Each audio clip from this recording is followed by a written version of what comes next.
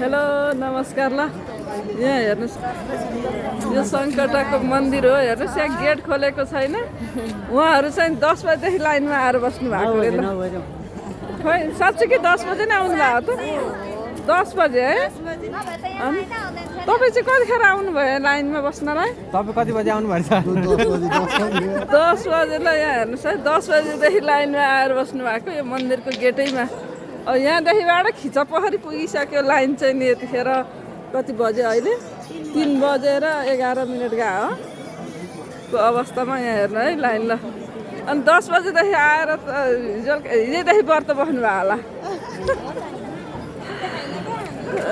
ल ल ल हेर्नुहोस् है लाइन कहाँ कहाँ तपाईँलाई गाह्रो हुन्छ यति धेरै भिड छ सायद यो चैत महिनाको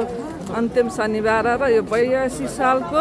नै अन्तिम शनिबार भएको कारणले गर्दाखेरि होला सबैजना दर्शन गर्न आउनु भएको